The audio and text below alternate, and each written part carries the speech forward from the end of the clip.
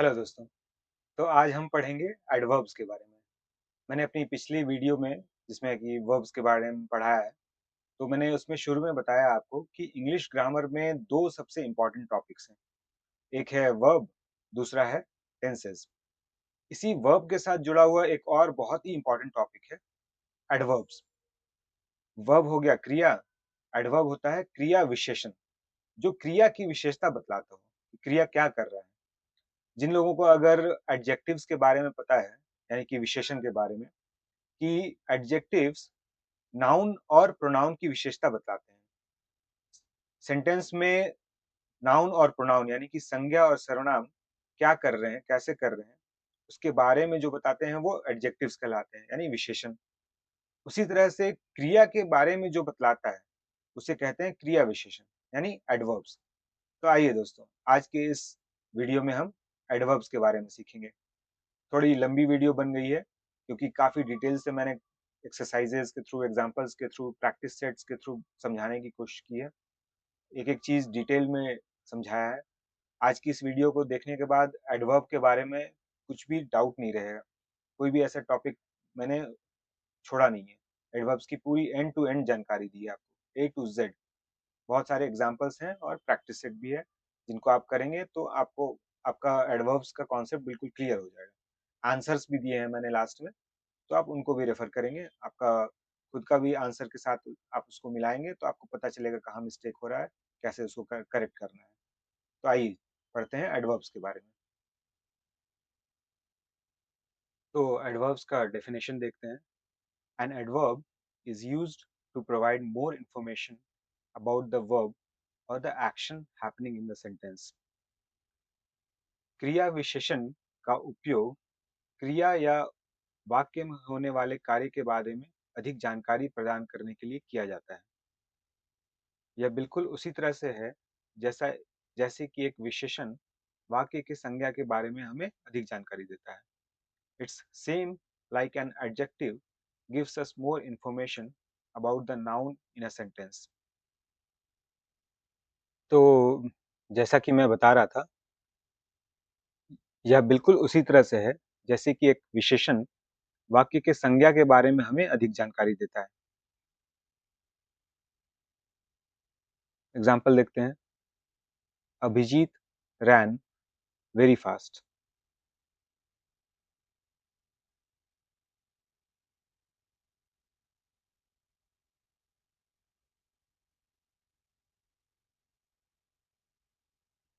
तो आइए दोस्तों, इसका डेफिनेशन देखते हैं।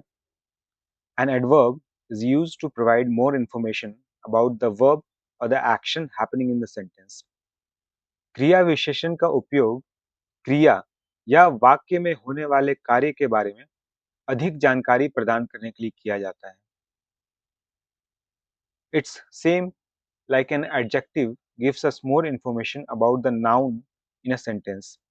यह बिल्कुल उसी तरह से है जैसे कि एक विशेषण वाक्य के संज्ञा के बारे में हमें अधिक जानकारी देता है। जैसा कि मैंने पहले अपने वीडियो की शुरुआत में बताया, यह एडजेक्टिव की तरह ही है। एडजेक्टिव का काम है वाक्य के संज्ञा के बारे में और सर्वनाम के बारे में बतलाना, कि उसके बारे में जो भी विशेषता कुछ होती है वो बतलाना। जैसे Ram is a tall boy, तो यहाँ राम की विशेषता है कि वह टॉल है। उसी तरह से एडवर्ब का काम होता है क्रिया की विशेषता बतलाना। एग्जाम्पल देखते हैं। अभिजीत रैन फास्ट। रैन क्या है? रन से बना है, RUN से बना है रैन, दौड़ना। यहाँ पे रैन का मतलब है दौड़ा। रैन एक वर्ब है, उसका एडवर्ब बन गया फास्ट। हिंदी देखते हैं। अभिजीत तेजी से भागा। भागना क्रिया है और तेजी से भागा। वो कैसे भाग रहा है? उसकी भागने की विशेषता क्या है? कि वह तेजी से भाग रहा है। तो इसीलिए तेजी से जो वर्ड है वो क्रिया विशेषण बन गया, क्रिया की विशेषता बतला रहा है। सेकंड एग्जांपल देखते हैं। Shyamala sang loudly. सिंग से बना sang, थर्ड फॉर्म है ये V3, क्रिया है। सिंग एक क्रिया है, उससे बना sang वो भी क्रिया है। उसके उसके लिए एडवर्ब जो यूज कर रहे हैं वो है लाउडली। हिंदी देखते हैं इसका। श्यामला ने जोर से गाया। गाना एक क्रिया है। कैसे गाया? जोर से गाया, तो इसलिए जोर से क्रिया विशेषण बन गया। या इस गाया जो क्रिया है इसकी विशेषता बता रहा है कि जोर से गाया गया। कुछ लोग होते हैं धीरे गाते हैं, धीरे बोलते हैं। कुछ लोग होते हैं जोर से बोलते हैं, जोर से गाते हैं। तो यहाँ पे गाने की विशेषता है, जो गाया जो क्रिया है उसकी विशेषता है कि वह जोर से गाया गया श्यामला के द्वारा। आलोक एट टू मच। एट बना है ईट से, ईट, एट, तो यह एक वर्ब है। इसके लिए एडवर्ब यूज किया हमने टू मच। हिंदी देखते हैं। आलोक ने बहुत ज्यादा खा लिया। तो खाना जो है वो एक क्रिया है। उस क्रिया की क्या विशेषता है कि बहुत ज्यादा किया गया है वह काम, बहुत ज्यादा खाया गया है। तो इसलिए यहाँ पे बहुत ज्यादा जो है वो क्रिया विशेषण है। बहुत ज्यादा का इंग्लिश है टू मच। नेक्स्ट देखते हैं।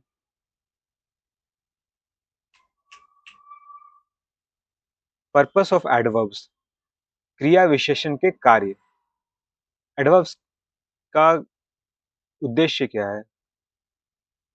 क्या करता है एडवर्ब? क्रिया विशेषण क्या करता है? Specifically, adverbs provide a description of how, where, when, in what manner, and to what extent something is done or happens. विशेष रूप से क्रिया विशेषण इस बात का विवरण प्रदान करते हैं कि कैसे, कहाँ, कब, किस तरीके से और किस हद तक कुछ किया जाता है या होता है।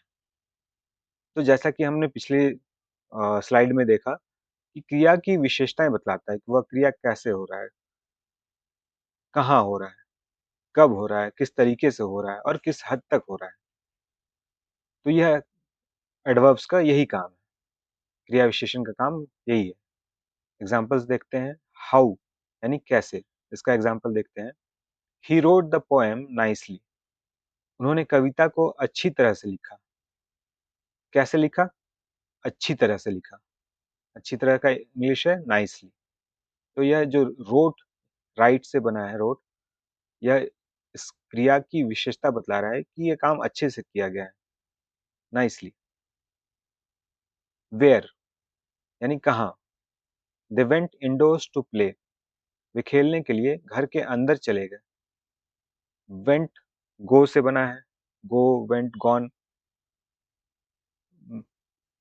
तो यहाँ पे इस क्रिया की विशेषता ये है कि यह खेलने के लिए बच्चे अंदर चले गए। ये एक वेयर का एग्जाम्पल है। यानी आगे हम देखेंगे इसके डिफरेंट टाइप्स, उसमें आपको बताऊंगा कि एडवर्ब्स ऑफ प्लेस भी होता है। ये एडवर्ब ऑफ मैनर हो गया, हाउ। मैनर मतलब तरीका, कैसे वह काम हुआ है। वेयर हो गया एडवर्ब्स ऑफ प्लेस। व्हेन होता है एडवर्ब्स ऑफ टाइम। आगे हम और डिटेल में जानेंगे इसके बारे में। तो यहाँ पे they went indoors to play. वे खेलने के लिए घर के अंदर चले गए। चले गए यह एक क्रिया है, विशेषता है कि घर के अंदर चले गए, इसलिए घर के अंदर क्रिया विशेषण है, उसका इंग्लिश इंडोर्स। व्हेन यानी कब। आई कम टुनाइट एट योर प्लेस। मैं आज रात तुम्हारे घर आऊंगा। कम एक क्रिया है, टुनाइट उसकी विशेषता है कि आज रात को आएगा, तो इसलिए टुनाइट एक क्रिया विशेषण बन गया, यानी एक एडवर्ब। इन व्हाट मैनर, किस तरीके से। She Yeats slowly. वह धीरे धीरे खाती है। ईट्स एक क्रिया है, स्लोली एक एडवर्ब है, धीरे धीरे। खाने की विशेषता बता रहा है कि धीरे धीरे खा रही है। टू व्हाट एक्सटेंट, किस हद तक। It's very hot in here. यहाँ बहुत गर्मी है। तो जो वेरी बना, वेरी वर्ड जो है वह एडवर्ब है। यहाँ पे क्रिया है, कोई अलग से क्रिया नहीं है। ये है शब्द जो है वही एक क्रिया है। It's very hot in here, यहाँ बहुत गर्मी है। तो ये how, where, when, in what manner, to what extent, ये सब 4-5 चीज़ें हैं जो हम एडवर्ब्स के थ्रू बता सकते हैं। इनका यूज़ करके हम सेंटेंसेस में। हर एक के लिए आपको बहुत सारे वर्ड्स मिलेंगे। आपको एडवर्ब्स ऑफ प्लेस बताना है, तो उसके लिए इंडोर, आउटडोर, बिलो, अबव, ये सब एडवर्ब्स आपको मिल जाएँगे। एडवर्ब्स ऑफ मैनर बताना है, नाइसली, स्वीटली, और भी बहुत तरह के हैं। एडवर्ब्स ऑफ टाइम बताना है, टुनाइट, टुडे, मॉर्निंग, इवनिंग, इस तरह से। तो ये सारे अलग-अलग तरह के सिचुएशंस हैं जहाँ पे कि हम एडवर्ब्स को यूज़ करते हैं। आगे और देखते हैं कि एडवर्ब्स के और क्या-क्या पर्पस हैं, या विशेषण के कार्य क्या-क्या हैं। An adverb is a word that is used to change, modify or qualify several types of words, including an adjective, a verb or another adverb. एक क्रिया विशेषण एक ऐसा शब्द है जिसका उपयोग विशेषण, क्रिया या किसी अन्य क्रिया विशेषण सहित कई शब्द प्रकार के शब्दों को बदलने, संशोधित करने या योग्य बनाने के लिए किया जाता है। तो बेसिकली यहाँ पे कहने का ये मतलब है कि एडवर्ब ज़रूरी नहीं है कि सिर्फ वर्ब के आगे या पीछे लग के, मोस्टली आगे ही लगता है। तो सिर्फ वर्ब के साथ लग के अपना काम करेगा ज़रूरी नहीं है। यह एडजेक्टिव और हो सकता है एक और एडवर्ब के साथ लग के भी काम करे। यानी विशेषण या किसी अन्य क्रिया विशेषण के साथ, क्रिया के साथ तो लग ही रहा है। विशेषण या फिर किसी अन्य क्रिया विशेषण के साथ भी इसको ऐड करके यूज़ किया जाता है। एग्ज़ाम्पल देखते हैं, एग्ज़ाम्पल से क्लियर होगा। पहला एग्ज़ाम्पल है, don't you think the tea is too sweet. अब स्वीट जो है ये एडजेक्टिव है, ये विशेषता बतला रहा है किसी चीज़ की। तो इस स्वीट के साथ एडवर्ब यूज़ हो गया टू। टू का मतलब होता है बहुत। इस सेंटेंस का हिंदी देखते हैं। क्या आपको नहीं लगता है कि चाय बहुत मीठी है? तो मीठी हो गया विशेषता, विशेषण, और बहुत हो गया क्रिया विशेषण। They walk quickly to catch the train. वे ट्रेन पकड़ने के लिए जल्दी से चलते हैं। तो यहाँ पे क्रिया के साथ क्रिया विशेषण जुड़ रहा है। वॉक एक वर्ब है, क्विकली एक एडवर्ब है। पहले सेंटेंस में हमने देखा कि एडजेक्टिव के साथ एडवर्ब यूज हो रहा था। यहाँ पे देख रहे हैं कि वर्ब के साथ एडवर्ब यूज हो रहा है। थर्ड सेंटेंस में देखेंगे कि एडवर्ब के साथ एक और एडवर्ब भी यूज हो सकता है। Kunal is running very fast. Very भी एक एडवर्ब है और फास्ट भी एक एडवर्ब है। कुणाल बहुत तेजी से दौड़ रहा है। बहुत भी एक क्रिया विशेषण है और तेजी से भी एक क्रिया विशेषण है। तो इस तरह से हम देख सकते हैं कि एक एडवर्ब एडजेक्टिव के साथ भी जुड़ सकता है, वर्ब के साथ भी जुड़ सकता है, और एक दूसरे एडवर्ब के साथ भी जुड़ के अपना काम कर सकता है। अब इन्हें सेंटेंसेस में पहचानेंगे कैसे? Normally we can spot an adverb by the fact that it often ends in ly। आमतौर पर हम एक क्रिया विशेषण को ऐसे पहचान सकते हैं कि अक्सर ly से समाप्त होता है। अब यहाँ पे आप देखिए बहुत सारे एग्जांपल्स दिए हैं मैंने। केयरफुली, केयरफुल एक वर्ड है, उसमें एक और ly लग गया तो ये एडवर्ब बन गया, केयरफुली। ब्राइट एक वर्ड है, उसमें ly लग गया तो हो गया ब्राइटली।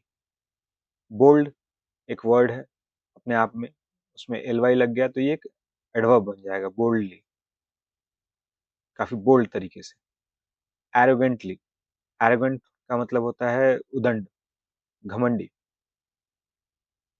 उसमें ly लग गया तो हो गया एरोगेंटली, बहुत ही उदंडता से। तो ये इस तरह से ये सारे ब्यूटीफुल, ब्यूटीफुल अपने आप में एक वर्ड है, उसमें अगर ly लग गया ये एडवर्ब बन जाएगा ब्यूटीफुली। तो इस तरह से ly लग के मोस्टली 99% एडवर्ब्स बनते हैं। But there are lots of adverbs that don't end in this way. They have their own forms. लेकिन बहुत सारे क्रिया विशेषण ऐसे हैं जो इस तरह से समाप्त नहीं होते हैं, उनके अपने रूप हैं। देखिए ये सारे भी क्रिया विशेषण हैं, एडवर्ब्स हैं, लेकिन इनमें एल नहीं लगा है। Soon, never, tonight, always, often, later. Soon का मतलब होता है जल्दी ही, नेवर का मतलब होता है कभी नहीं, टुनाइट मतलब आज रात, ऑलवेज मतलब हमेशा। तो ये सब भी एडवर्ब्स हैं, एडवर्ब की जगह पे यूज होंगे ये, एज अ एडवर्ब सेंटेंसेस में यूज होंगे, बट इनमें एल नहीं लगा है, बिना एल के एडवर्ब्स हैं। आप इनको देखिए, तब तक मैं थोड़ा पानी पी लेता हूँ।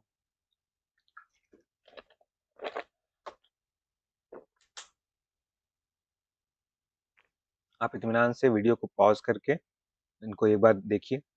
आज पहली बार देख रहे हैं, कुछ समझ में नहीं आएगा, कल दूसरी बार देखिए, सेंटेंसेस में यूज करिए इनका मीनिंग ढूंढ ढूंढ के, तो धीरे धीरे फिर आपको ये याद हो जाएगा कहाँ पे कब यूज करना है, तो आपको पता चलेगा।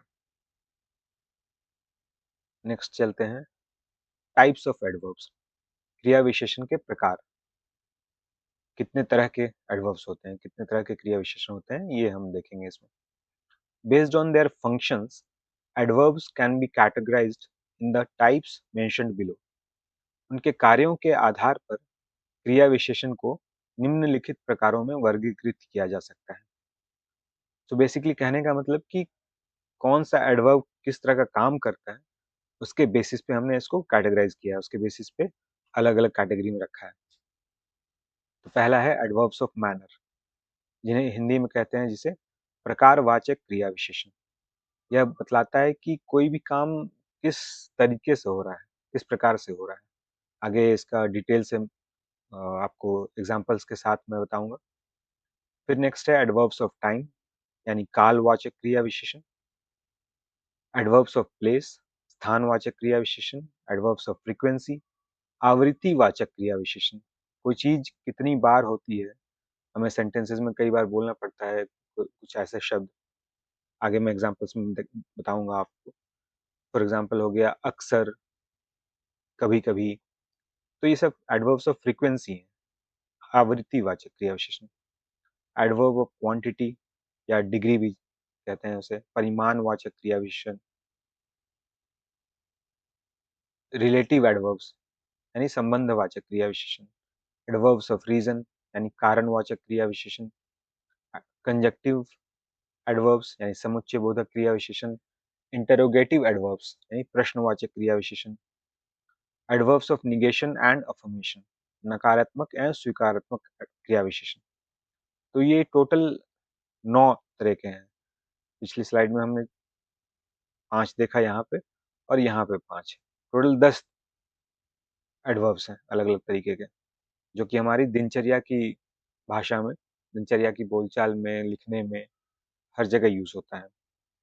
और इनको डिटेल में जानना इसलिए भी जरूरी है क्योंकि जितने भी कॉम्पिटिटिव एग्जाम्स होते हैं उनमें डायरेक्टली ग्रामर के क्वेश्चंस पूछे जाते हैं। तो वहां पे आपको पता होना चाहिए कि कौन सा एडवर्ब कहाँ किस सिचुएशन में यूज होता है, इसलिए हमें इन्हें डिटेल्स में जानना होगा। आइए एक एक करके इन्हें डिटेल्स में देखते हैं। तो पहला है एडवर्ब्स ऑफ मैनर, यानी रीतिवाचक या प्रकारवाचक क्रिया विशेषण भी जिसे कहते हैं। Adverb of manner tells us in what manner the action takes place. रीतिवाचक या प्रकारवाचक क्रिया विशेषण हमें बताता है कि क्रिया कैसे या किस प्रकार से होती है। एग्जाम्पल देखते हैं, एग्जाम्पल से ये डेफिनेशन समझ में आएगा आपको। Slowly, bravely, carefully, badly, fast, hard, etcetera.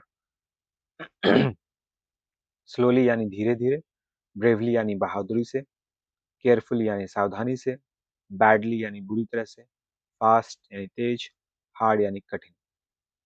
तो ये अलग अलग वर्ड्स हैं जिनके थ्रू हमें पता चलता है कि क्रिया किस प्रकार से हो रही है, कैसे हो रही है।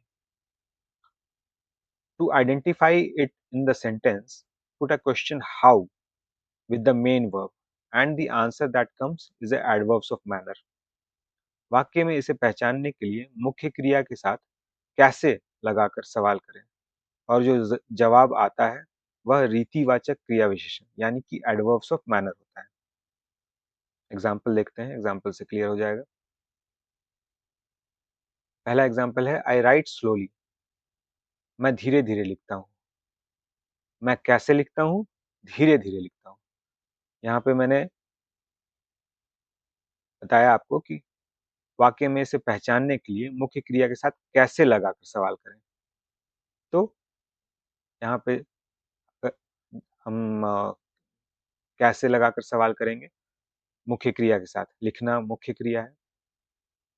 तो मैं कैसे लिखता हूँ? मैं धीरे-धीरे लिखता हूँ। तो ये जो धीरे-धीरे हो गया, ये लिखने की विशेषता बतला रहा है कि मैं कैसे लिख रहा हूँ। इसलिए ये क्रिया विशेषण हो गया। किस तरह का क्रिया विशेषण हुआ? रीतिवाचक, यानी एडवर्ब्स ऑफ मैनर, प्रकारवाचक। किस प्रकार से लिखा जा रहा है? धीरे-धीरे लिखा जा रहा है। ही फॉट ब्रेवली, वह बहादुरी से लड़ा। वह कैसे लड़ा? बहादुरी से लड़ा। लड़ना एक क्रिया है, उसकी विशेषता बतला रहा है कि बहादुरी से लड़ा। तो यहाँ पे यह बता रहा है कि वह कैसे लड़ा, इसलिए इस कैटेगरी में आएगा एडवर्ब्स ऑफ मैनर में, रीतिवाचक यानी प्रकारवाचक क्रिया विशेषण में। आई ड्राइव केयरफुली, मैं सावधानी से गाड़ी चलाता हूँ। मैं कैसे गाड़ी चलाता हूँ? सावधानी से चलाता हूँ। गाड़ी चलाना एक क्रिया है, सावधानी से चला रहा है, वो एक एडवर्ब हो गया, एक क्रिया विशेषण। He wrote the exam very badly, उसने परीक्षा बहुत बुरी तरीके से लिखा, बहुत बुरी तरह से लिखा। उसने परीक्षा कैसे लिखा? बहुत बुरी तरह से लिखा। लिखना एक क्रिया है और बुरी तरह से एक एडवर्ब है।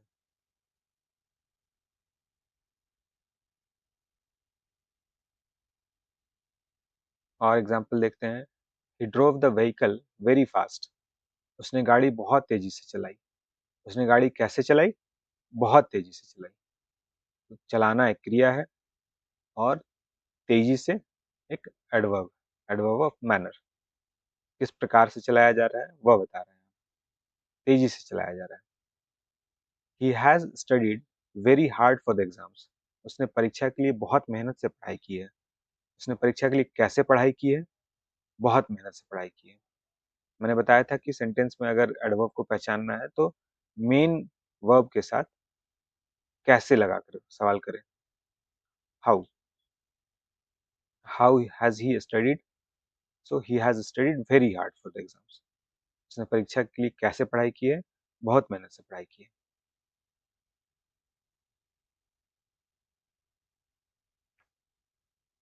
नेक्स्ट देखते हैं।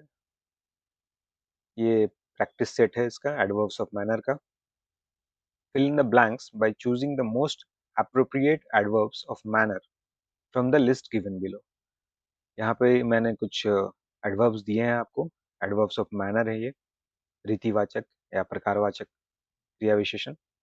आपको सेंटेंसेस में इनमें से करेक्ट वाला चुन के भरना है। आप वीडियो को एक बार पॉज कीजिए, जरूरत पड़े तो फिर से पीछे जाइए और एडवर्ब्स ऑफ मैनर को फिर से पढ़िए, अ, अच्छे से समझिए। उसके बाद वीडियो पॉज करके एक बार आप अपने आंसर्स लिख लीजिए। मैंने आंसर्स दिए हैं, लेकिन उससे मिलाने के पहले आप अपने आंसर ज़रूर लिखिए इसको। और अपने आंसर्स लिखने के पहले फिर से वीडियो को रिपीट कीजिए और पूरे एग्जाम्पल के साथ जो डेफिनेशन है वो सब जो भी रूल्स वगैरह मैंने बताए हैं उनको आप समझिए, उसके बाद ही यहाँ पे आके बनाइए। तो आंसर देखते हैं इसके, और भी एग्जाम्पल्स हैं और यहाँ पे मैंने आंसर्स दे दिए हैं सबके। तो आपने एक बार जब सब कुछ समझ लिया है, डेफिनेशन, एग्जाम्पल सब कुछ, उसके बाद फिर आप अपने ये जो प्रैक्टिस सेट है इसको बनाइए पूरा शुरू से लेकर अंत तक, और उसके बाद यहाँ पे आके आंसर से आप मिलाइए। इन वर्ड्स का आपको मीनिंग नहीं समझ में आ रहा है तो पहले एक बार डिक्शनरी से इनके मीनिंग्स निकाल लीजिए। Slowly, unexpectedly, regularly, gently, seriously, well, poorly, perfectly, carefully, quickly. जब तक आपको इनके मीनिंग नहीं पता होंगे तो आप सही एडवर्ब भर भी नहीं पाएंगे, इसलिए इनके मीनिंग पता होने ज़रूरी है। मैं एक बार ऐसे ही आपको बता देता हूँ। स्लोली मतलब धीरे धीरे, अनएक्सपेक्टेडली मतलब कुछ ऐसा जिसकी आपने कल्पना नहीं की थी कि ऐसा हो जाएगा, लेकिन वो हुआ। रेगुलरली मतलब कुछ ऐसा जो अक्सर होता रहता है। जेंटली मतलब बहुत ही सॉफ्टली, बहुत ही आराम से। सीरियसली मतलब बहुत ही सीरियस तरीके से। वेल मतलब अच्छा, पुअरली मतलब बुरा, परफेक्टली मतलब कोई चीज़ परफेक्ट तरीके से हुई हो, केयरफुली मतलब सावधानी से, क्विकली मतलब जल्दी। तो अब आप इनको सेंटेंसेस में बिठाइए। इन सेंटेंसेस में भी जिन वर्ड्स का मतलब आपको नहीं पता है, उनको डिक्शनरी से एक बार आप देख लीजिए। वेडिंग वेन्यू मतलब होता है जहाँ पे शादी होने वाली है। डेकोरेट करने का मतलब होता है उसको सजाना। बाकी ऊपर के 3 सेंटेंसेस का तो आपको पता ही होगा, नहीं पता है तो आप ढूँढ लीजिएगा। यहाँ पे ब्राइट मतलब उज्ज्वल, फ्यूचर ब्राइट, भविष्य उज्ज्वल। हुँ, बाकी मॉल-वॉल तो आपको पता ही है। तो आप इसको बनाइए, फिर एक बार आंसर्स के साथ क्रॉस चेक कर लीजिए। नेक्स्ट चलते हैं एडवर्ब्स ऑफ टाइम, कालवाचक क्रिया विशेषण। A word that describes when or for how long a certain action happened. एक शब्द जो वर्णन करता है कि कब या कितनी देर तक एक निश्चित क्रिया हुई। तो ऐसे शब्द कालवाचक क्रिया विशेषण होते हैं, यानी एडवर्ब्स ऑफ टाइम। इसके बारे में और थोड़ा समझते हैं। To identify it in the sentence, put a question when or for how long with the main verb and the answer that comes is adverbs of time। वाक्य में इसे पहचानने के लिए मुख्य क्रिया के साथ कब या कब तक लगाकर सवाल करें, और जो जवाब आता है वह कालवाचक क्रिया विशेषण यानी कि एडवर्ब्स ऑफ टाइम होता है। एडवर्ब्स ऑफ मैनर में हमने देखा कि मुख्य क्रिया के साथ कैसे लगाकर सवाल करना है, तो उसका जो आंसर आएगा वो adverbs of time, adverbs of manner यानी रीतिवाचक क्रिया। यहाँ पे हमें मुख्य क्रिया के साथ कब या कब तक लगाकर सवाल करना है, तो उसका जो जवाब आएगा वह कालवाचक क्रिया विशेषण यानी एडवर्ब्स ऑफ टाइम होगा। एग्जांपल्स देखते हैं इसके। Now, soon, today, tomorrow, the day after tomorrow, next month, recently, as long as, forever, etcetera. Now का मतलब हो गया अब, सून हो गया जल्दी ही, टुडे आज, टुमारो कल, डे आफ्टर टुमारो परसों, नेक्स्ट मंथ यानी अगले महीने, रिसेंटली यानी हाल ही में, एज लॉन्ग एज यहाँ पे मिस हो गया है। एज लॉन्ग एज का मतलब होता है जब तक, आगे हम एग्जाम्पल में देखेंगे। फॉरएवर का मतलब होता है हमेशा के लिए। तो इन वर्ड्स को यूज करके हम एडवर्ब्स ऑफ टाइम दर्शा सकते हैं। सवाल सेंटेंस में इसको पहचानने के लिए मुख्य क्रिया के साथ कब या कब तक लगाकर सवाल करना है। आइए एग्जांपल्स देखते हैं। ही केम जस्ट नाउ। केम बना है कम से, एक क्रिया है, उसके साथ जस्ट नाउ। तो जस्ट जो वर्ड है वो एडवर्ब ऑफ टाइम। जस्ट का मतलब होता है अभी, वह अभी आया है। आना एक क्रिया है, एडवर्ब ऑफ टाइम हो गया अभी। हमने पिछले स्लाइड में देखा कि इसको पहचानने के लिए मुख्य क्रिया के साथ कब या कब तक लगाना है। तो यहाँ पे देखिए, अगर मैं ऐसे पूछूं कि वह कब आया है, तो उसका आंसर है वह अभी आया है। तो इसलिए अभी जो वर्ड है वह एडवर्ब ऑफ टाइम बन गया, कालवाचक क्रिया विशेषण। Very soon I will become an IAS officer.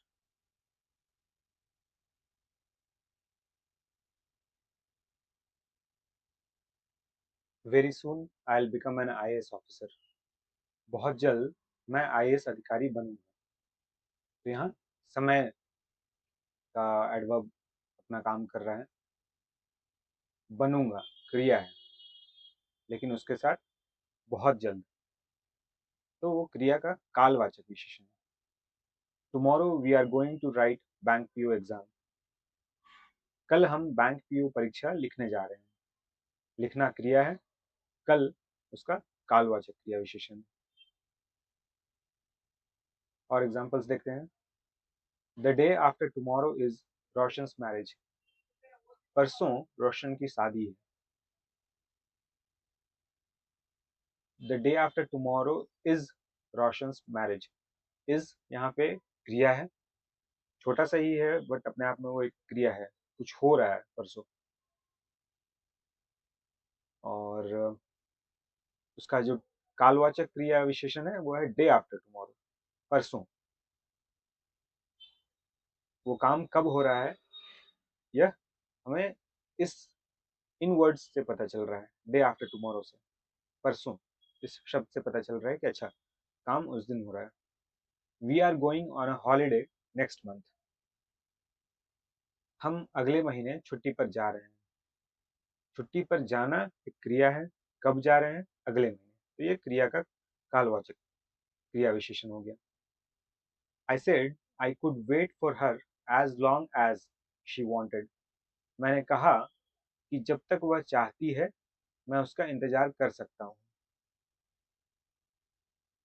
इंतजार करना क्रिया है, जब तक यानी एज लॉन्ग एज एक क्रिया विशेषण, क्रिया का कालवाचक विशेषण। No one lives forever. कोई भी हमेशा के लिए नहीं रहता है। लिव्स क्रिया है, रहना मतलब जीवित रहना, और हमेशा उसका कालवाचक क्रिया विशेषण। इसका मैंने प्रैक्टिस सेट दिया हुआ है, आप इत्मीनान से इसको पॉज करके बनाइए, ज़रूरत पड़े तो फिर से पीछे जाइए। सारे जितने भी डिटेल्स मैंने दिए हैं एडवर्ब्स ऑफ टाइम के बारे में, डेफिनेशन और एग्जांपल्स, उनको फिर से समझिए और वापस आके फिर से बनाइए इसको। एग्जांपल्स हैं इसके,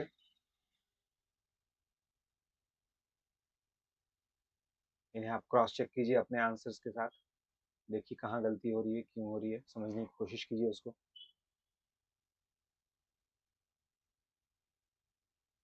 अब आते हैं एडवर्ब्स ऑफ प्लेस पे। स्थानवाचक क्रिया विशेषण। An adverb of place always talks about the location where the action of the verb is being carried out. स्थानवाचक क्रिया विशेषण हमेशा उस स्थान के बारे में बात करता है जहां क्रिया हो रही है या की जा रही है। इसके पहले हमने देखा एडवर्ब्स ऑफ मैनर, क्रिया कैसे हो रही है। एडवर्ब्स ऑफ टाइम, क्रिया कब हो रही है। और अब देख रहे हैं क्रिया कहाँ हो रही है। एडवर्ब्स ऑफ प्लेस, स्थानवाचक क्रिया, इनमें हम देखेंगे कि क्रिया कहाँ हो रही है। एग्जाम्पल देखते हैं। It is raining here. यहाँ बारिश हो रही है। कहाँ हो रही है, यहाँ बारिश हो रही है। Prabhakar lives there. प्रभाकर कहाँ रहता है, प्रभाकर वहां रहता है। My coaching is nearby. मेरी कोचिंग पास में है। We went downstairs to the hotel lounge. हम कहाँ गए, हम नीचे होटल के लाउंज में गए। The boy was asked to keep the books outside. लड़के को किताबें बाहर रखने के लिए कहा गया। How to identify adverbs of place. अब यहाँ हम देखेंगे कि एडवर्ब्स ऑफ प्लेस को कैसे पहचाने। इसके पहले हमने एडवर्ब्स ऑफ टाइम को पहचाना, क्रिया के साथ, मुख्य क्रिया के साथ कब लगाकर, और एडवर्ब्स ऑफ मैनर को पहचाना मुख्य क्रिया के साथ कैसे लगाकर। अब यहाँ पर हम देखेंगे मुख्य क्रिया के साथ कहाँ लगाकर स्थानवाचक क्रिया विशेषण की पहचान करेंगे।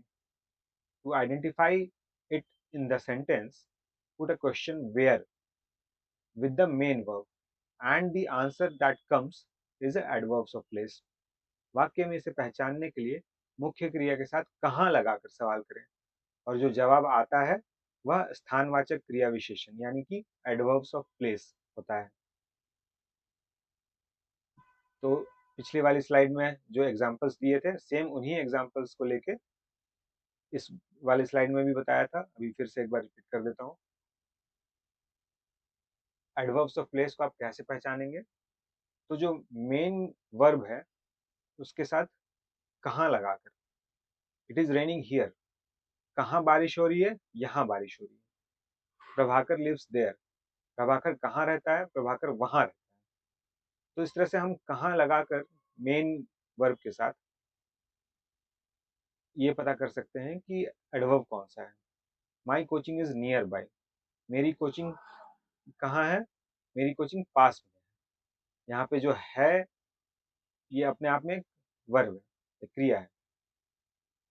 We went downstairs to the hotel lounge, हम कहाँ गए, हम नीचे होटल के लाउंज में गए। The boy was asked to keep the books outside, लड़के को किताबें कहाँ रखने के लिए कहा गया था, लड़के को किताबें बाहर रखने के लिए कहा गया। तो इस तरह से कहाँ लगाकर हम एडवर्ब्स ऑफ प्लेस की पहचान कर सकते हैं। रूल देखते हैं क्या कहता है एडवर्ब्स ऑफ प्लेस के बारे में। Adverbs of place are normally placed after a sentences object और मेन वर्ब।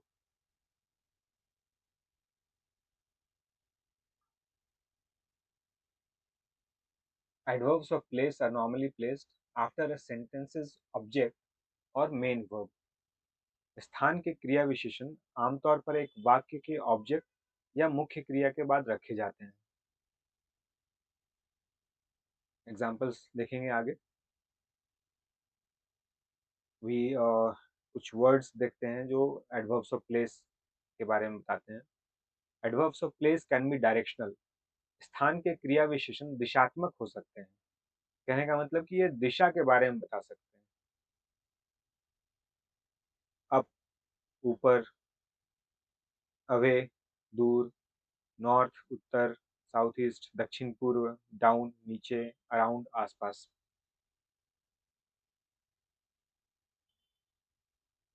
यहाँ पे एक चीज बता देता हूँ। जैसा कि हम रूल देख रहे थे, adverbs of place are normally placed after sentences object और मेन वर्ब। स्थान के क्रिया विशेषण आमतौर पर वाक्य के ऑब्जेक्ट या मुख्य क्रिया के बाद रखे जाते हैं।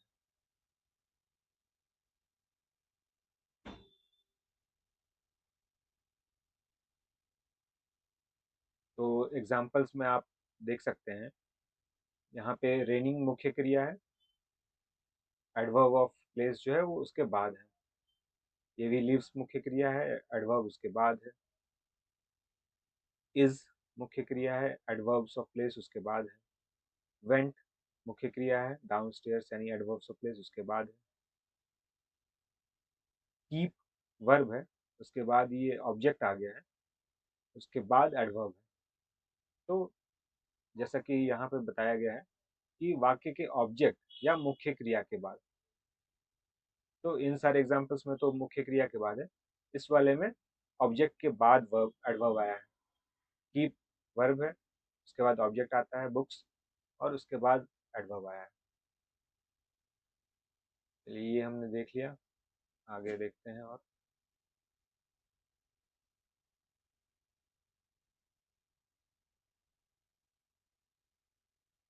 तो पिछली स्लाइड में हमने देखा कि adverbs of place can be directional, दिशात्मक हो सकते हैं।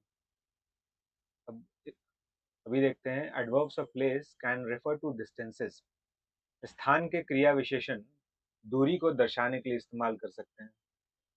नियर बाय यानी पास में, फार अवे यानी बहुत दूर, माइल्स अपार्ट यानी मीलों दूर। तो इस तरह से हम इन एडवर्ब्स को दूरी दर्शाने के लिए इस्तेमाल कर सकते हैं। An adverb of place can indicate an object's position in relation to another object. स्थान का क्रिया विशेषण किसी अन्य वस्तु के संबंध में किसी वस्तु की स्थिति को इंगित कर सकता है। फॉर एग्जाम्पल बिलो यानी नीचे, the bottle is below the table, bottle table के नीचे है। बिहाइंड पीछे, my house is behind his house, मेरा घर उसके घर के पीछे है। तो दो चीजों के बीच में एक तरह का संबंध बताता है कि कौन किसके आगे कौन किसके पीछे है, कौन ऊपर है कौन नीचे है। बिटवीन यानी बीच में, अराउंड यानी चारों ओर, अबव यानी ऊपर, सो फॉर्थ तो आगे। एग्जाम्पल्स में आगे देखेंगे।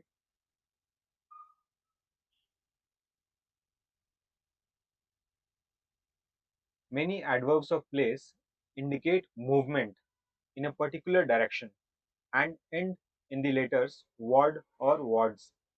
स्थान के कई क्रिया विशेषण एक विशेष दिशा में गमनागमन को इंगित करते हैं और वार्ड या वार्ड्स अक्षरों में समाप्त होते हैं, जैसे कि टुवर्ड्स की ओर, फॉरवर्ड आगे की ओर, बैकवर्ड पीछे की ओर, होमवर्ड घर की ओर, वेस्टवर्ड पश्चिम की ओर, ईस्टवर्ड पूर्व की ओर, ऑनवर्ड्स से आगे। जैसे टुवर्ड्स का एग्जांपल अगर दें, I was going towards the temple, मैं मंदिर की ओर जा रहा था। Forward, the army was moving forward on the border, army आगे की ओर जा रही थी बॉर्डर पर। तो इस तरह से हम सेंटेंसेस बना सकते हैं जिसमें कि किसी एक पर्टिकुलर दिशा की तरफ जाने का इशारा हो।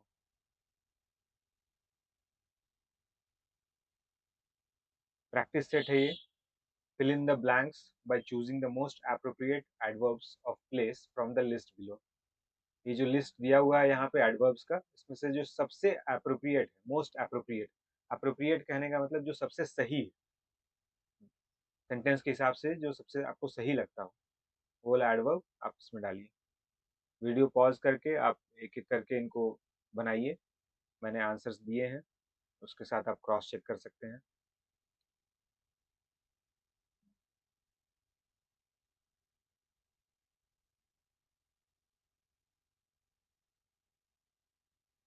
अब चलते हैं एक नए एडवर्ब्स की तरफ, जिसका नाम है एडवर्ब्स ऑफ फ्रीक्वेंसी, यानी आवृत्ति वाचक क्रिया विशेषण।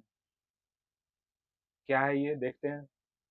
As the name suggests, any word of the sentence that tells us how frequently something happens is called an adverb of frequency.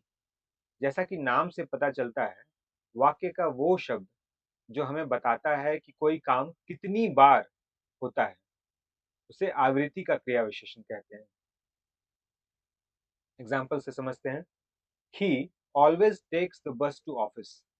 वह ऑफिस जाने के लिए हमेशा बस लेता है। कितनी बार का ये आंसर दे रहा है कि भाई हर बार, हमेशा बस लेता है। How frequently, always. They have often visited the Taj Mahal, वे अक्सर ताजमहल का दौरा करते रहे हैं। कितनी बार आपको एग्जैक्ट नंबर नहीं देगा, 10 20 ऐसा नंबर नहीं बताएगा, एक रफ एस्टिमेट, एक अंदाजे से बताता है कि हाँ वे अक्सर ताजमहल का दौरा करते रहे हैं। Often. Do you usually get up so late, क्या आप अक्सर इतनी देर से उठते हैं। We take a vacation at least once annually, हम साल में कम से कम एक बार छुट्टी लेते हैं। तो ये एनुअली, यूजुअली, ऑफन, ऑलवेज, हमेशा, अक्सर, अक्सर, साल में, तो ये वर्ड्स जो हैं ये एडवर्ब्स ऑफ फ्रीक्वेंसी हैं। ये बताते हैं कि कोई काम बार बार हो रहा है, कितनी बार हो रहा है। एग्जैक्ट नंबर नहीं बताएंगे, बट हाँ आपको पता चल जाए कि हाँ ये बार बार हो रहा है, अक्सर हो रहा है।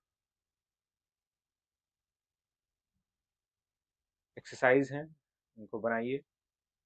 Fill in the blanks by choosing the most appropriate adverbs of place from the list below. इस लिस्ट में से जो सबसे अप्रोप्रिएट है, जो सबसे सही है, वो वाले एडवर्ब्स भरने हैं आपको। का आंसर मैंने आगे कहीं दिया होगा, नहीं दिया होगा तो आप ढूंढिए, मिल जाएगा। नेक्स्ट देखते हैं एडवर्ब्स ऑफ क्वांटिटी या डिग्री, परिमाणवाचक क्रिया विशेषण। क्या है ये। एडवर्ब्स ऑफ क्वांटिटी और degree can be used to answer the questions how much और हाउ मेनी और अप टू व्हाट एक्सटेंट। मात्रा या स्तर के क्रिया विशेषण का उपयोग कितना या कितने या किस हद तक प्रश्नों के उत्तर देते हैं, प्रश्नों के उत्तर देने के लिए किया जा सकता है। I hardly slept last night, मैं कल रात मुश्किल से सो पाया। कितना सो पाया भाई, मुश्किल से सो पाया। या कह सकते हैं किस हद तक सो पाया, मुश्किल से सो पाया, बहुत थोड़ा सा सो पाया basically. After a bit of rest he felt much better, थोड़े आराम के बाद वह काफी बेहतर महसूस कर रहा था। कितना बेहतर महसूस कर रहा था, काफी बेहतर। He has plenty of money, उसके पास बहुत पैसा है। देखिए एग्जैक्ट नंबर आपको यहाँ पे कहीं नहीं पता चलेगा, लेकिन हाँ, ये पता चलेगा कि बहुत है, कम है, वो इन एडवर्ब्स के थ्रू पता चल सकता है। I have too many things to do, मेरे पास करने के लिए बहुत सारी चीजें हैं। कितनी सारी चीजें हैं? बहुत सारी चीजें हैं। Too many things. An adverb of quantity or degree helps the speakers express the intensity of something in a sentence. परिमाणवाचक क्रिया विशेषण वक्ताओं को एक वाक्य में किसी चीज की तीव्रता व्यक्त करने में मदद करता है। Ishant is very tall, Ishant काफी लंबा है। हम इसे ऐसे भी कह सकते थे, ईशांत इज टॉल, ईशांत लंबा है। लेकिन जैसे ही काफी वर्ड लग गया तो एक हमें समझ में आ रहा है कि हाँ भाई, काफी लंबा है, काफी ऊंचा है। The curd we had was too cold, जो दही हमने खाई वो बहुत ठंडा था। हम ऐसे भी बोल सकते थे, the curd we had was cold, जो दही हमने खाई वो ठंडा था। लेकिन जब टू कोल्ड लगा दिए, टू लगा दिए, तो पता चला कि भाई बहुत ठंडा था। तो वही यहाँ पे कह रहा है कि एक इंटेंसिटी बताता है, किसी चीज की तीव्रता बताता है कि वो कितना ज्यादा है। It is extremely hot during summer season, गर्मी के मौसम में यहाँ बहुत गर्मी पड़ती है। I had almost completed my homework, मैंने अपना होमवर्क लगभग पूरा कर लिया था। लगभग, तो एक तरह की ये इंटेंसिटी बता रहा है, तीव्रता बता रहा है अपने बात की।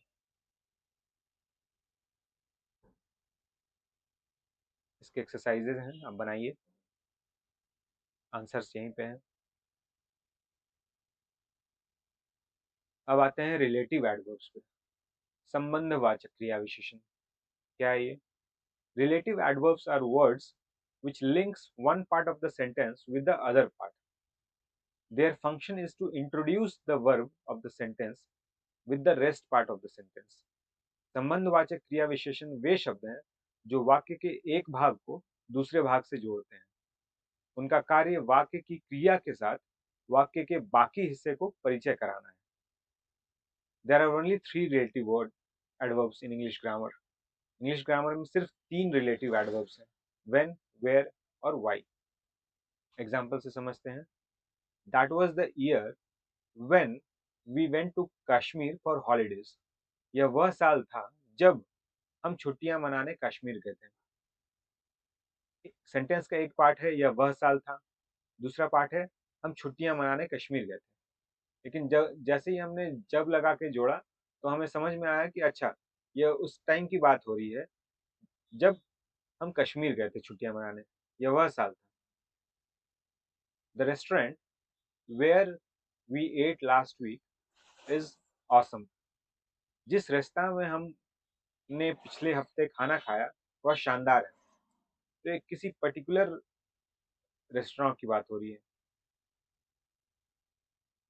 अ heavy rainfall was the reason why the whole area got flooded.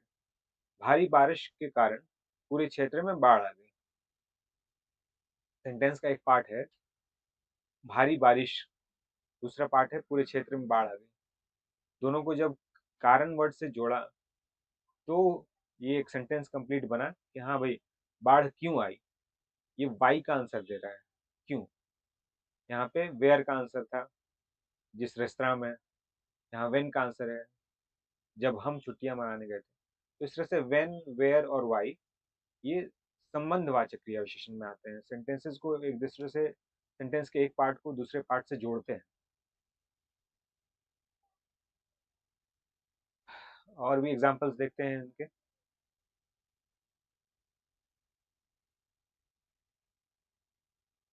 When,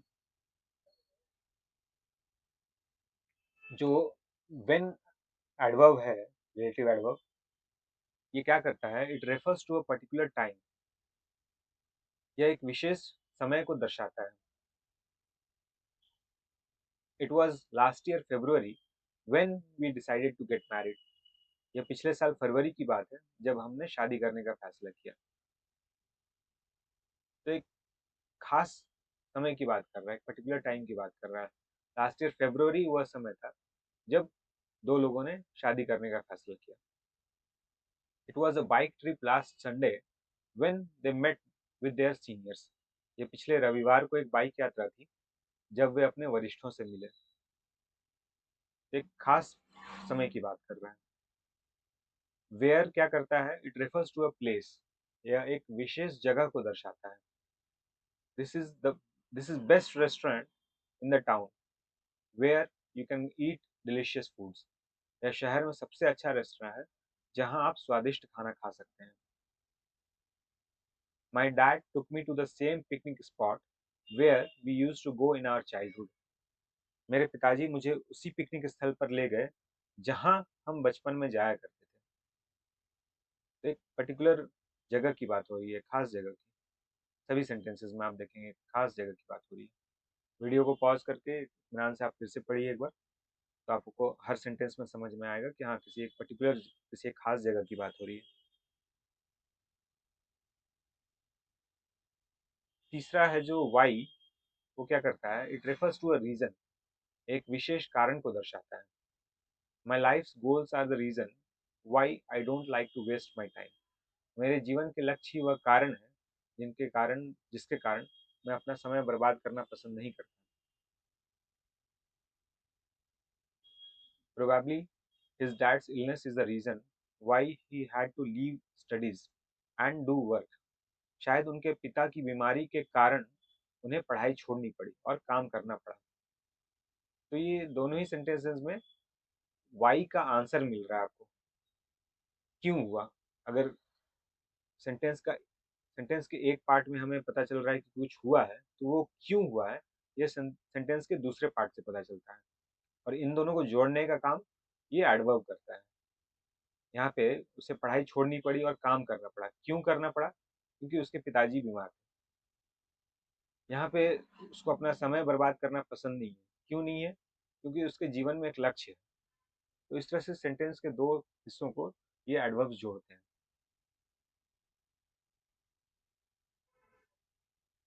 अब आते हैं एडवर्ब्स ऑफ रीजन। कारणवाचक क्रिया विशेषण। Adverbs of reason are the words that express why something occurs.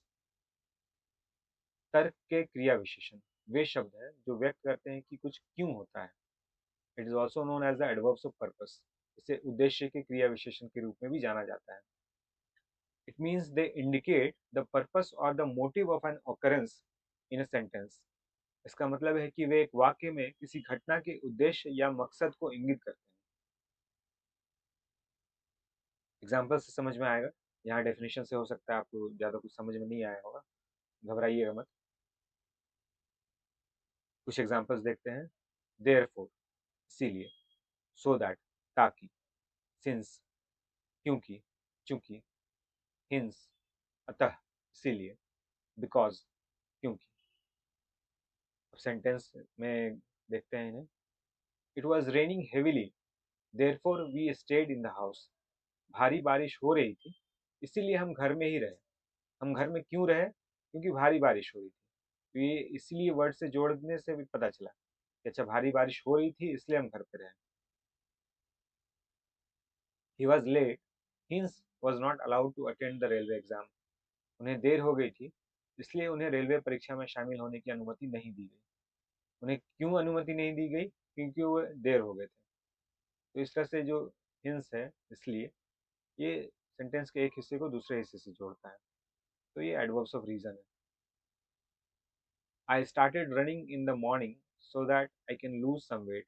मैं सुबह दौड़ना शुरू किया ताकि मैं कुछ वजन कम कर सकूं।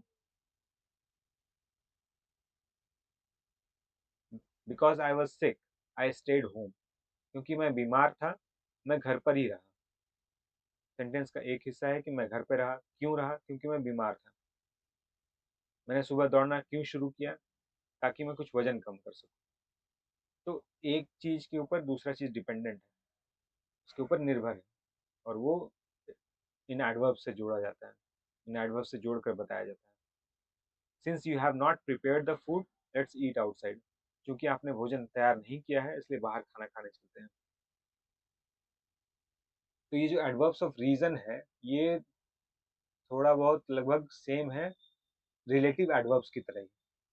लेकिन रिलेटिव एडवर्ब्स सिर्फ तीन ही हैं, when, where and why.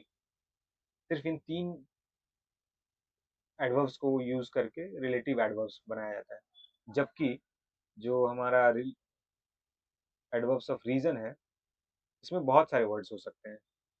Therefore, so that, since, hints, because, और भी बहुत सारे हैं। धीरे धीरे आप जैसे जैसे आगे पढ़ेंगे आपको और दिखेंगे।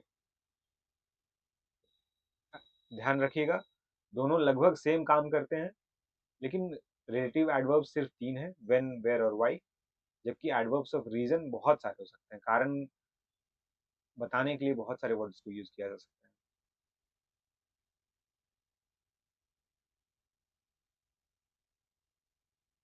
अगले एडवर्ब पे चलते हैं, जो कि है conjunctive adverbs.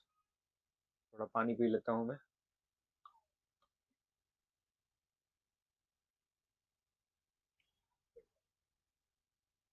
Conjunctive adverbs are adverbs that behave like conjunctions when used in a sentence. आगे चल के हम ग्रामर में पढ़ेंगे कंजंक्शंस के बारे में। ये भी पार्ट्स ऑफ स्पीच का ही एक हिस्सा है तो छोटा सा चैप्टर, लेकिन इम्पोर्टेंट चैप्टर, और बहुत जगह काम आता है, हर जगह। ये ऐसे क्रिया विशेषण हैं जो वाक्य में उपयोग किए जाने पर संयोजन की तरह व्यवहार करते हैं। संयोजन कहने का मतलब कि कोई जोड़ने का काम करते हैं। देखते हैं कैसे, और ये भी देखेंगे कि ये कैसे डिफरेंट है रिलेटिव एडवर्ब से या एडवर्ब्स ऑफ रीजन से। वो भी जोड़ने का ही काम करते हैं, लेकिन थोड़ा थोड़ा फर्क है सब में। रिलेटिव एडवर्ब है कि भाई सिर्फ 3 ही है, when, where and why.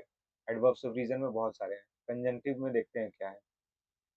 It can be used to link different clauses और sentences to show cause and effect, sequence, and contrast between the two clauses or sentences. इसका उपयोग विभिन्न खंडों या वाक्यों को जोड़ने के लिए किया जा सकता है।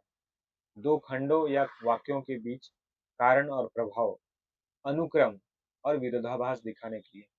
अनुक्रम कहने का मतलब सीक्वेंस, एक के बाद दूसरा जो आता है कोई चीज, सेंटेंसेस में देखेंगे आगे, दूसरे के बाद तीसरा, तीसरे के बाद चौथा, उसको अनुक्रम कहते हैं, यानी क्रम में आना किसी चीज का। विरोधाभास, दो चीजों में सहमति ना होना से विरोधाभास कहते हैं, विरोध होना। तो इस तरह से सेंटेंस के खंडों को या दो अलग अलग सेंटेंसेस को जोड़ने के लिए ये कंजंक्टिव एडवर्ब का यूज करते हैं। डेफिनेशन से, एक्सप्लेनेशन से उतना समझ में नहीं आया होगा। कोई भी चीज़ जब तक हम डेमो देख के नहीं समझते हैं, हमें एग्जाम्पल देख के, तक हमें समझ में आता नहीं है। तो चलिए इनका डेमो देखते हैं, एग्जाम्पल देखते हैं। तो यहाँ पे कुछ कंजंक्टिव एडवर्ब्स मेंशन किए हैं मैंने। हाउएवर, फिर भी, हालांकि, बिसाइड्स, इसके अलावा, इंस्टीड, बजाय, एनीवे, वैसे भी, खैर, नॉनदलेस, नेवरदलेस, फिर भी, बहरहाल, एडिशनली, इसके अतिरिक्त, मीनवाइल, स्पीच। सेंटेंसेस में देखेंगे इनको तो और ज्यादा क्लियर से समझ में आएगा। I went to many coaching institutes, however couldn't find a good one. मैं कई कोचिंग संस्थानों में गया, हालांकि मुझे कोई अच्छा नहीं मिला। तो यहाँ जो हाउएवर है, हालांकि, वो सेंटेंस के दो खंडों को जोड़ रहा है। I went to many coaching institutes, ये एक खंड है, और दूसरा है couldn't find a good one. मैं कई कोचिंग संस्थानों में गया, मुझे कोई अच्छा नहीं मिला। तो एक के ऊपर दूसरे की डिपेंडेंसी है, कॉज एंड इफेक्ट, जो पिछले स्लाइड में हमने देखा। एक की वजह से दूसरा काम नहीं हो पाया।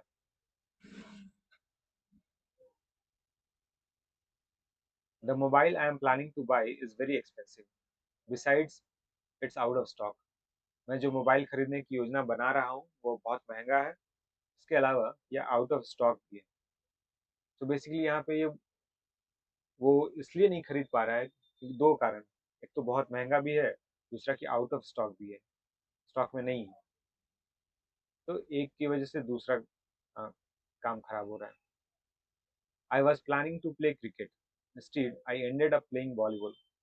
मैं क्रिकेट खेलने की योजना बना रहा था, लेकिन इसके बजाय मैं वॉलीबॉल खेलने लगा। Anyway, we are going today, so we asked her to join us. वैसे भी हम आज जा रहे हैं, इसीलिए हमने उसे हमारे साथ शामिल होने के लिए। तो इस तरह से कंजंक्टिव एडवर्ब्स जो है वो सेंटेंसेस को जोड़ता है।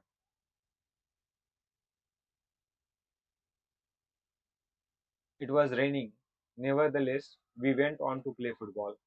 बारिश हो रही थी, फिर भी हम फुटबॉल खेलने चले गए।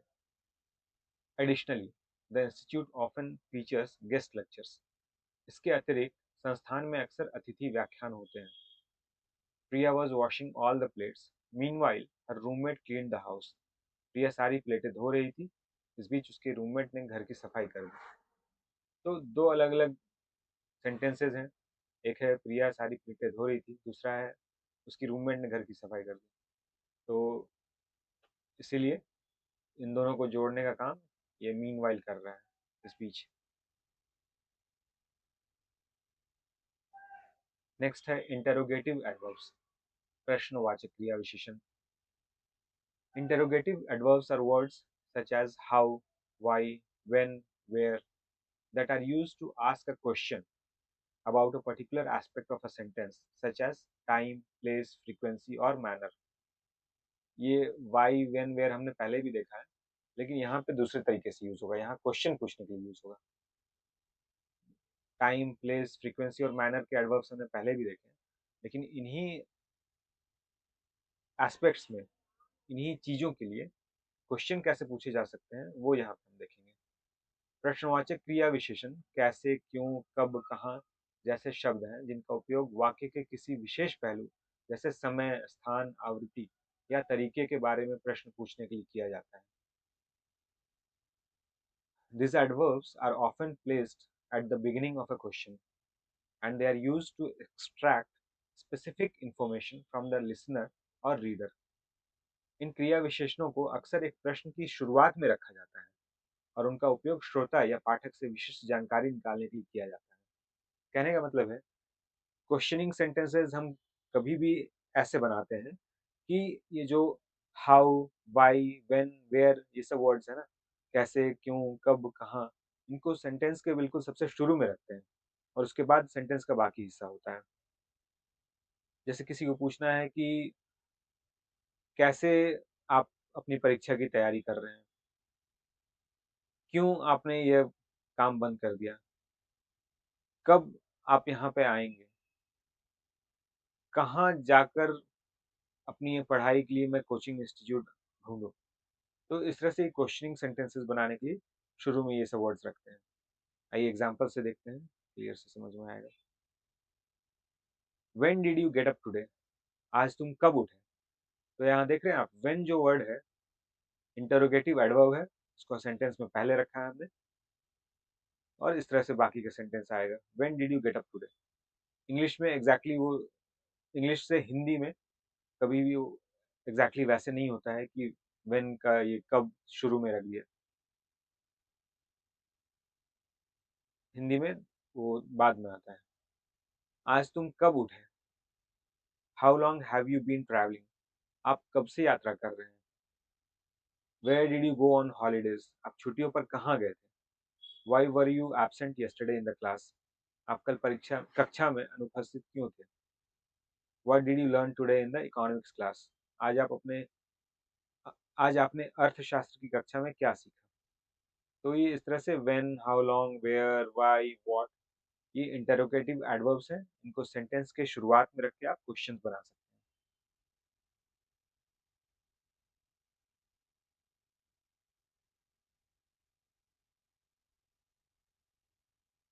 नेक्स्ट आते हैं एडवर्ब्स ऑफ एफर्मेशन यानी स्वीकारात्मक क्रिया विशेषण। क्या है ये adverbs of affirmation? It's a word that reinforces what is being said in a positive way. एक ऐसा शब्द है जो सकारात्मक तरीके से कही जा रही बातों को और पुष्ट करता है, यानी और दृढ़ निश्चितता के साथ बताता है और स्ट्रांगली बताता है। एग्जाम्पल्स हैं एब्सोल्युटली, बिल्कुल, एकदम, ट्रूली, सचमुच, डेफिनेटली, निश्चित रूप से, अनडाउटली, निस्संदेह, बेशक। एग्जाम्पल्स देखते हैं इनके। I absolutely love playing football, मुझे फुटबॉल खेलना बहुत पसंद है। That was truly an amazing experience watching Dhoni play right in front of us. Dhoni को हमारे सामने खेलते हुए देखना वास्तव में एक अद्भुत अनुभव था. I would definitely study hard for the entrance exams this time. मैं निश्चित रूप से इस प्रवेश परीक्षा के लिए कड़ी मेहनत करूंगा. Sachin is undoubtedly the best batsman in the world. Sachin निसंदेह दुनिया के सर्वश्रेष्ठ बल्लेबाज हैं. निसंदेह जो शब्द है यहाँ पे इस बात को और पुख्ता कर रहा है और मजबूती से पेश कर रहा है और मजबूती से प्रस्तुत कर रहा है कि सचिन दुनिया के सर्वश्रेष्ठ बल्लेबाज हैं. Undoubtedly is the best batsman in the world. तो इसलिए ये जो अनडाउटली वर्ड है यह एडवर्ब्स ऑफ अफर्मेशन के कैटेगरी में आएगा. नेक्स्ट इसी से मिलता जुलता एक दूसरा एडवर्ब है एडवर्ब्स ऑफ निगेशन यानी नकारात्मक क्रिया विशेषण. Adverbs of negation do the same thing as adverbs of affirmation but in a negative way. नकारात्मक क्रिया विशेषण वही करते हैं जो स्वीकारात्मक क्रिया विशेषण करते हैं लेकिन नकारात्मक तरीके से. एग्जाम्पल्स देखते हैं. हार्डली यानी मुश्किल से, नेवर यानी कभी नहीं, लिटिल यानी थोड़ा, सेल्डम यानी कभी कभी. तो पिछली स्लाइड में हमने देखा कि पॉजिटिव तरीके से कही गई चीजों को और भी पुष्ट तरीके से और भी स्ट्रांगली और भी मजबूती से कहे जाने वाले शब्दों को एडवर्ब ऑफ अफर्मेशन कहते हैं. उसी तरह से अब हम देखेंगे कि निगेटिवली कहे जाने वाले बातों को और भी ज्यादा मजबूती से अगर प्रस्तुत करना है तो हम किस तरह के शब्दों का इस्तेमाल करेंगे. एग्जाम्पल देखते हैं. I can hardly agree with that. मैं शायद ही इससे सहमत हो सकता हूँ. I can agree with that ये एक पॉजिटिव सेंटेंस होता लेकिन जैसे ही हार्डली लग गया तो एक नेगेटिव बना और साथ में बहुत ही मजबूती से बोले जाने वाला नेगेटिव सेंटेंस बन गया. मैं शायद ही इससे सहमत हो सकता हूँ. This floor has never been swept. इस फर्श को कभी साफ नहीं किया गया है. बहुत ही स्ट्रांगली ये बात बोली जा रही है कि इस फर्श को कभी साफ नहीं किया गया है. तो इसलिए यहाँ पे नेवर वर्ड यूज हुआ है जो कि एक एडवर्ब ऑफ निगेशन, नकारात्मक क्रिया विशेषण. There is little money in my wallet. मेरे बटुए में बहुत कम पैसा है. I seldom watch Bhojpuri movies. मैं शायद ही कभी भोजपुरी फिल्में देखता हूँ. ऐसा नहीं है कि भोजपुरी फिल्में देखना पसंद नहीं है. मैं खुद भोजपुर से बिलोंग करता हूँ. इट्स जस्ट कि मुझे अपना इंग्लिश स्ट्रांग करना है, अपना इंग्लिश मजबूत करना है, इसलिए मैं ज़्यादा से ज़्यादा इंग्लिश मूवीज देखता हूँ. खैर, यहाँ हम एग्जाम्पल देख रहे थे. I got carried away. तो सेल्डम जो वर्ड है यहाँ पे ये वॉच वर्ब, देखना एक वर्ब है, वॉच एक वर्ब है, उसके साथ ये एडवर्ब लगा शायद ही कभी, सेल्डम. मैं शायद ही कभी भोजपुरी फिल्में देखता हूँ. तो इस बात को बहुत ही स्ट्रांगली ये प्रेजेंट कर रहा है, बहुत ही मजबूती से प्रस्तुत कर रहा है कि मैं शायद कभी देखता ही नहीं, बहुत कम देखता हूँ. नेक्स्ट देखते हैं. ओके, सो ये हमारा लास्ट एडवर्ब था. टोटल 10 तरह के एडवर्ब्स हैं. एडवर्ब ऑफ निगेशन हमारा लास्ट एडवर्ब था. एडवर्ब्स में इतना ही है, इससे ज़्यादा कुछ भी नहीं है. जितना अभी तक मैंने बताया ये 10 एडवर्ब, बस यही इतना है, इसके बाहर कुछ भी नहीं है. अब इनके प्रैक्टिस सेट्स हैं. इनको आप इत्मीनान से बनाइए. पहले एक बार पूरा शुरू से लेके ये लास्ट जो एडवर्ब है एडवर्ब्स ऑफ निगेशन यहाँ तक फिर से एक बार गो थ्रू कर लीजिए. और मेरा सजेशन होगा कि चूंकि बहुत लंबा चैप्टर है, काफ़ी सारी चीज़ें हैं इसमें जानने समझने के लिए, तो एक एक दो दो टॉपिक उठाइए और थोड़े समय लेके इत्मीनान से उसको समझिए. फिर थोड़ा ब्रेक लीजिए. एक ही दिन में सारा पढ़ने का ज़रूरत नहीं है. सुबह 2 पहला 2 एडवर्ब पढ़ लीजिए, एडवर्ब्स ऑफ मैनर और एडवर्ब्स ऑफ टाइम। उसके बाद शाम को एक बार पहले इन दोनों को रिवाइज़ कर लीजिए, फिर 2 और नया पढ़िए, एडवर्ब्स ऑफ प्लेस और एडवर्ब्स ऑफ डिग्री, क्वांटिटीज़ जो भी था। इस तरह से दो एक-एक, 2-2 टॉपिक पकड़-पकड़ के 2-3 दिन में ये आप खत्म कीजिए, 3-4 दिन में इसको। तो कोई जल्दबाजी नहीं करनी है, जितना ज़्यादा से ज़्यादा हो सके एग्ज़ाम्पल्स देखिए, प्रैक्टिस सेट्स बनाइए, गूगल से डाउनलोड करके आप बना सकते हैं, बहुत सारे प्रैक्टिस सेट्स मिलते हैं गूगल पे।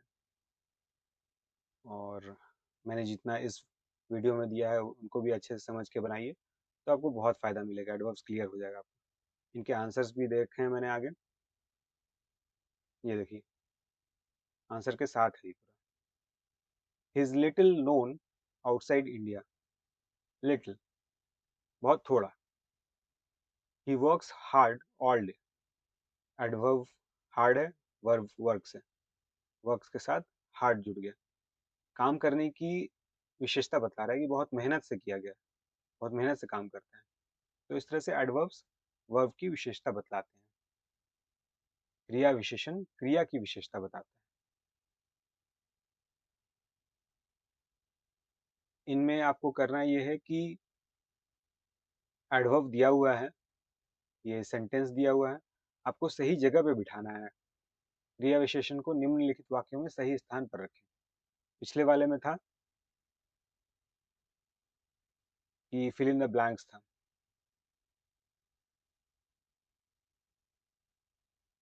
पहचानना था, क्रिया विशेषण को पहचानना था इनमें। निम्नलिखित वाक्यों में क्रिया विशेषण की पहचान करें। सेंटेंस पूरा है, इसमें कौन सा क्रिया विशेषण है, कौन सा वर्ड क्रिया विशेषण है, कौन सा वर्ड एडवर्ब है, वो पहचानना है। इस वाले एक्सरसाइज में है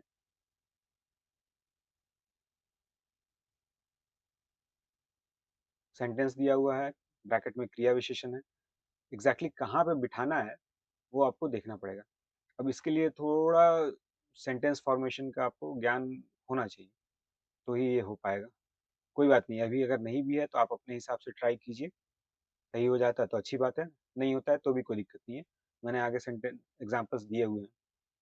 पहला वाला था he invited me to visit him, और ब्रैकेट में ऑफन दिया हुआ था। अब इस ऑफन को हम इन्वाइटेड के पहले लगाएंगे, वर्ब के पहले। इन्वाइट करना मतलब निमंत्रण देना, एक वर्ब है, तो उसके पहले हम ये एडवर्ब लगाएंगे। The train has just left, left एक वर्ब है, एक क्रिया है, गाड़ी जस्ट अभी छूटी, ट्रेन जस्ट अभी निकली। तो इस तरह से ये एग्जांपल्स मैंने आंसर्स के साथ दिए हुए हैं। Thanks friends. सो यही इतना था एडवर्ब्स के बारे में, इससे ज़्यादा कुछ भी नहीं है। अब आप फिर से पूरा गो थ्रू कीजिए, मेरा सजेशन रहेगा इतना। तो फ्रेंड्स यही है कुल मिलाकर एडवर्ब्स के बारे में। मैंने पूरी एंड टू एंड जानकारी दी है आपको, कुछ भी कहीं भी कुछ भी नहीं छोड़ा है। आप बार बार इसको रिपीट मोड पे देखिए, आपको सारे कॉन्सेप्ट्स क्लियर हो जाएंगे। अगर कुछ कन्फ्यूज़न रहता है तो आप प्लीज़ कमेंट सेक्शन में डालिए, मैं उसका रिप्लाई करूँगा। Thank you.